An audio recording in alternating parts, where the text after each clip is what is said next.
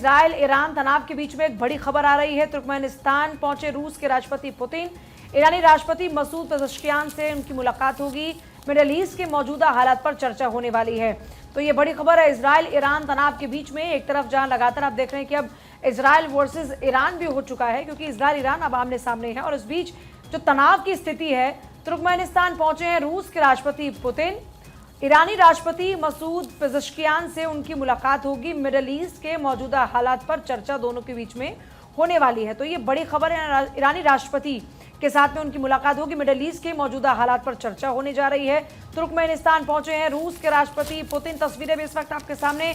Israel Iran तनाव के बीच में ये बड़ी खबर है। तुर्कमेनिस्तान पहुंचे हैं रूस के राष्ट्रपति पुतिन। ईरानी राष्ट्रपति मसूद पेज़ेश्कियान से उनकी मुलाकात। मिडिल ईस्ट में जो मौजूदा हालात है, जो तनाव की स्थिति बनी हुई है देखिए मिडिल ईस्ट के अंदर, उन मौजूदा तस्वीरों के साथ उन हालातों को देखते हुए पुतिन का यहाँ पर आना अपने आप में चर्चा का विषय बना हुआ है। तुर्कमेनिस्तान में पहुंचे हैं पुतिन और ईरानी राष्ट्रपति मसूद पेज़ेश्कियान के साथ में उनकी मुलाकात होने जा रही है। तो देखिए, एक तरफ आप लगातार जान रहे हैं कि मिडिल ईस्ट में तनाव बना हुआ है और इस तनाव की स्थिति के बीच में पुतिन का तुर्कमेनिस्तान में पहुंचना। तुर्कमेनिस्तान में पहुंचे हैं रूस के राष्ट्रपति पुतिन पहुंचे हैं तुर्कमेनिस्तान। और खबर यह है कि ईरानी राष्ट्रपति से उनकी मुलाकात भी होगी। मिडिल ईस्ट के मौजूदा हालात पर चर्चा भी होगी।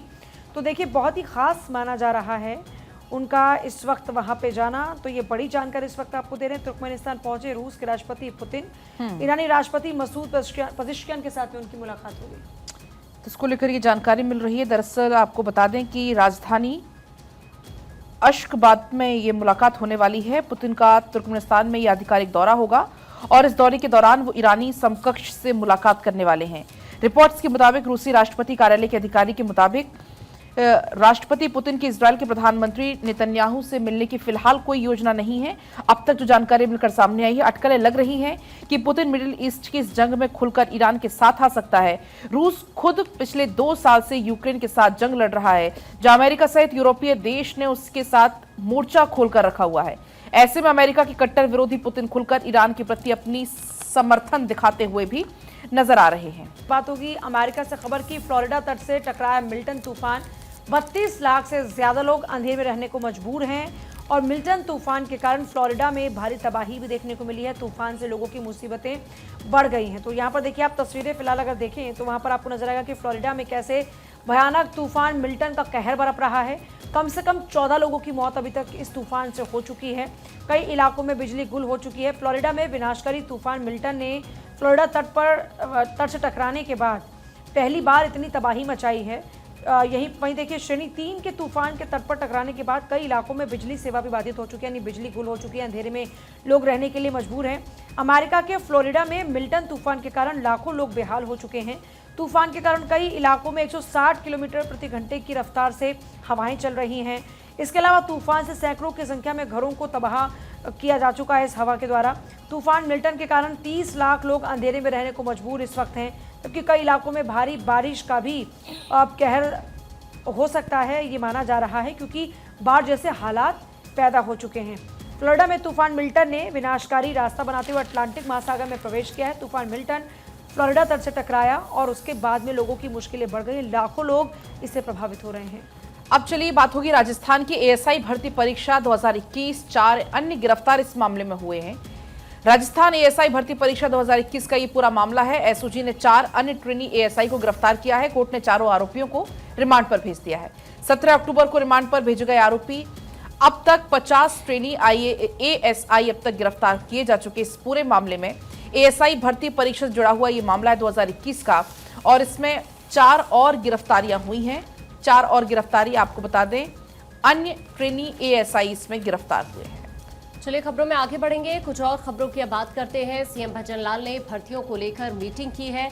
राजस्थान के सीएम भजन लाल शर्मा ने मीटिंग ली है। विभागों में भर्ती की स्थिति किस तरह की है उसको देखते हुए बैठक की गई है। 1 लाख नौकरियां देने का काम मिशन मोड में हो, ये उन्होंने निर्देश यहां पर दिए। समयबद्ध पारदर्शी तरीके से भर्तियां हो, ये भी सीएम ने निर्देश दिए हैं। जिलों में स्थायी परीक्षा केंद्र बनाए जाए। तो इस तरह से इस बैठक के दौरान उनकी तरफ से निर्देश जारी किए गए हैं। भर्तियों को लेकर ये मीटिंग रही, जिसमें उन्होंने अलग अलग विभागों में भर्ती की स्थिति को लेकर यहाँ पर बातचीत की। आगे बढ़ेंगे राजस्थान के बाद, जहां पर जल्द उपचुनाव की घोषणा संभव है। राजस्थान में 7 विधानसभा सीटों पर बाई इलेक्शन होने वाला है। 5 खाली सीटों को 14 दिसंबर से पहले भरना होगा।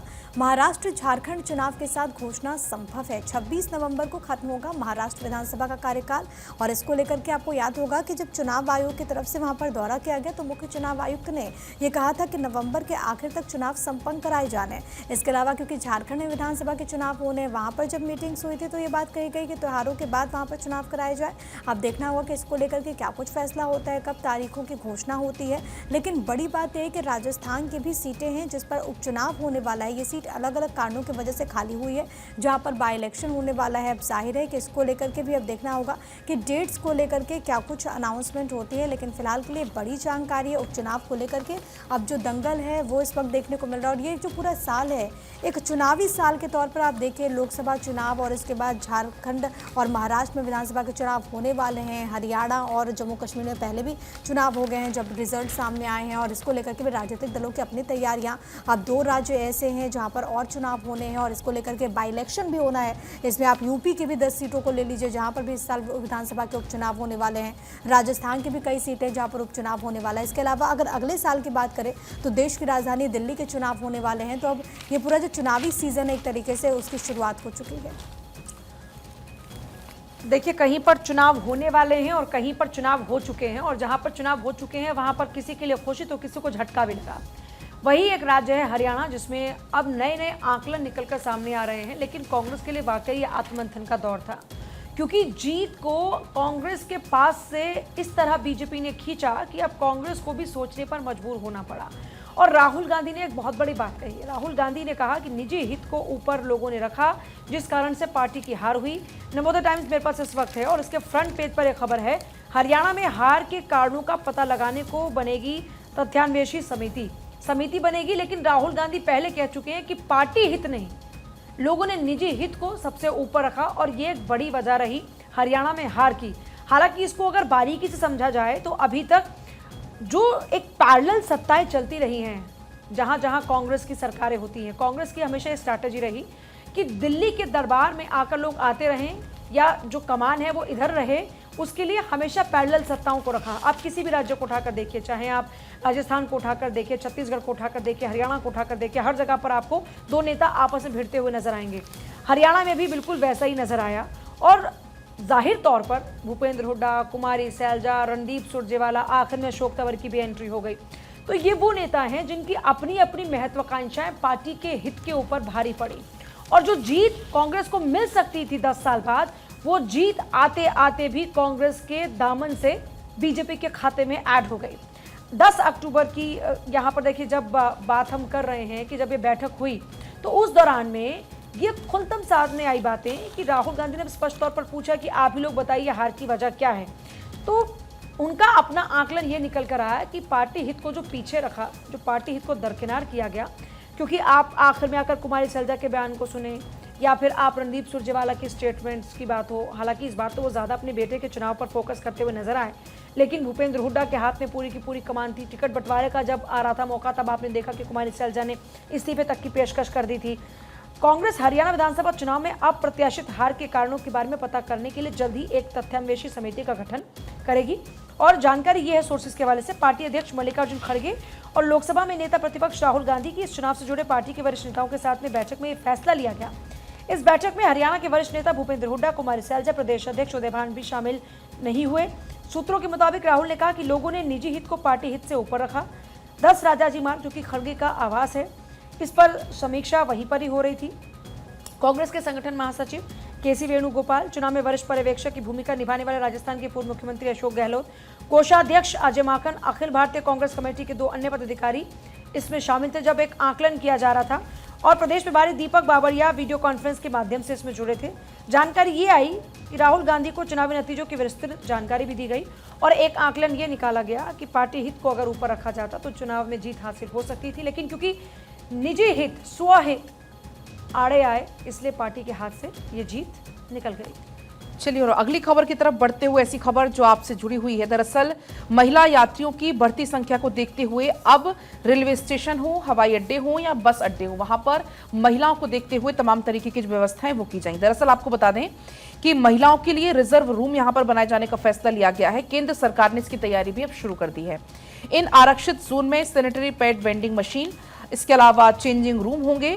इसके लिए पैसा सरकार देगी, जबकि रख रखाव के लिए भी अलग से इसको लेकर फंड जारी होंगे। और शुरुआती दौर में कुल ऐसे 56 स्टेशन हैं जिनको इस लिस्ट में लाया गया कि इन 56 स्टेशन से ये शुरुआत होगी। रेलवे के वरिष्ठ अधिकारी ने ये बताया कि शुरुआती चरण में 56 रेलवे स्टेशन पर यह सुविधा दी जानी है। महिला एवं बाल विकास मंत्रालय ने इसको लेकर नोडल एजेंसी बना दी है। शुरुआत बड़े रेलवे स्टेशन से होगी, प्रमुख हवाई अड्डों से होगी, प्रमुख बस स्टॉप से होगी। मंत्रालय ने वरिष्ठ अधिकारी ने यह बताया कि इन जगह पर महिलाओं के लिए अब तक कोई डेडिकेटेड जोन नहीं है। इससे महिला यात्रियों को काफी ज्यादा परेशानी होती है, खासतौर पर ऐसी महिलाएं जिनके बच्चे छोटे हैं। अब उन महिलाओं की सुविधाओं को ध्यान में रखते हुए तमाम जो सुविधाएं हैं वो महिलाओं के लिए की जाएगी। चलिए खबरों में आगे बढ़ते हैं, कुछ और खबरों की भी बात करेंगे। देखिए आपको कुछ और अहम खबर बताते हैं। पराली जलाने को लेकर अब केस दर्ज होगा, जेल भी जाना पड़ सकता है। दरअसल किसानों को न सिर्फ कानूनी कार्रवाई का सामना इससे करना पड़ सकता है, बल्कि जेल जाना भी पड़ सकता है। सुप्रीम कोर्ट की कड़ी फटकार के बाद वायु गुणवत्ता प्रबंधन आयोग ने सख्त रुख अख्तियार कर लिया है। साथ ही पराली जलाने की घटनाओं पर पूर्णतया रोक लगाने का लक्ष्य भी निर्धारित कर दिया है। राष्ट्रीय राजधानी और आसपास के जो क्षेत्र हैं वहां पर वायु गुणवत्ता प्रबंधन अधिनियम के तहत CQM ने हरियाणा, पंजाब, राजस्थान, यूपी और दिल्ली के सभी जिलाधिकारियों को विशेष अधिकार प्रदान किए हैं। आयोग के सदस्य सचिव अरविंद नौटियाल ने उक्त राज्यों के मुख्य सचिवों को निर्देश बाकायदा जारी किए हैं, जिनमें पराली जलाने की घटना पूरी तरह से खत्म करने के लिए कहा गया है। जिला उपायुक्त और जिला मजिस्ट्रेट को कहा गया है कि कहीं भी पराली अगर जलती है तो केस दर्ज कराने के साथ ही सख्त कार्रवाई भी सुनिश्चित की जाए, ये निर्देश जारी किए गए हैं। साथ ही CQM ने NCR में शामिल सभी राज्य सरकारों को भी धान की पराली जलाने पर हर हाल में रोक लगाने के निर्देश जारी कर दिए हैं। आपको ये बताएं, अभी भले ही देखिए राष्ट्रीय राजधानी क्षेत्र के निवासी साफ हवा में सांस ले रहे हो, लेकिन जल्द ही ये राहत हवा हो जाएगी। वजह पराली जलाने की जो घटना है उनमें तेजी से वृद्धि हो रही है।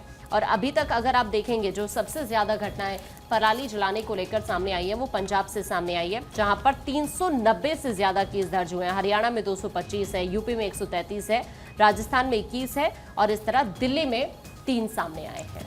और अगली खबर भी सीधे आपसे जुड़ी हुई है अगर आप नौकरी पेशा हैं, क्योंकि कल मेंटल हेल्थ डे था और WHO की एक रिपोर्ट सामने आई जिसमें कहा गया कि जो लोग कामकाजी हैं उनमें तनाव ज़्यादा देखने को मिलता है। कहा यह गया कि तनाव की वजह से हर साल 1200 करोड़ कामकाजी दिन बर्बाद होते हैं। ये भी कहा गया कि इससे $1 ट्रिलियन का नुकसान होता है और ये वर्ल्ड वाइड है। दरअसल विश्व मानसिक स्वास्थ्य दिवस पर WHO की एक रिपोर्ट सामने है जिसमें कहा गया कि डिप्रेशन और एंग्जाइटी से हर साल 1200 करोड़ कामकाजी दिवस यानी कि वर्किंग डे का नुकसान हो रहा है। ये भी कहा गया कि विश्व मानसिक स्वास्थ्य दिवस का विषय कार्यस्थल पर मानसिक स्वास्थ्य के महत्व पर जोर देता है, क्योंकि एक स्वस्थ कामकाजी वातावरण मानसिक भलाई के लिए एक सुरक्षात्मक कवच के रूप में कार्य कर सकता है।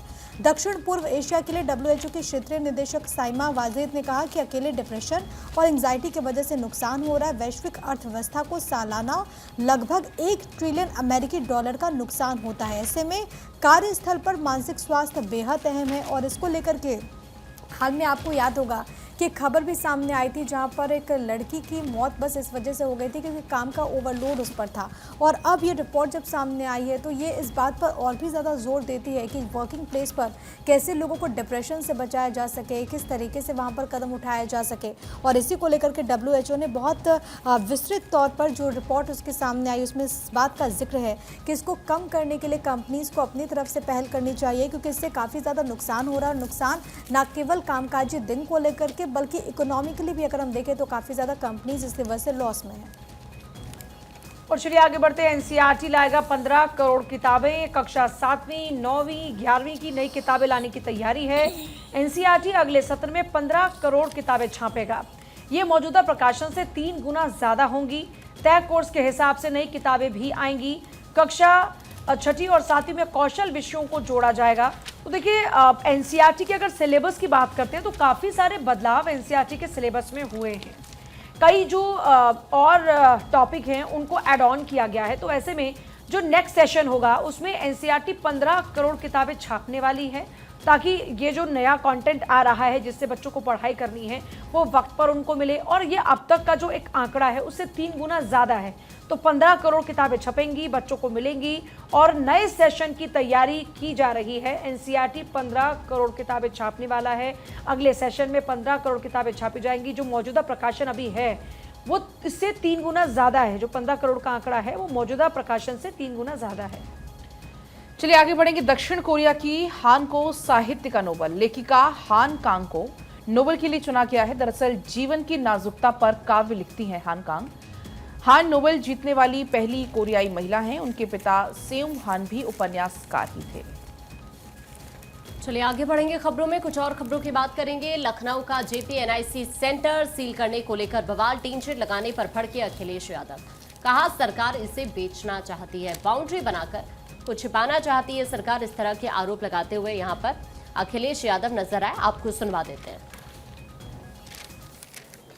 ये टीन शेड लगा करके सरकार कुछ तो छिपाना चाहती होगी।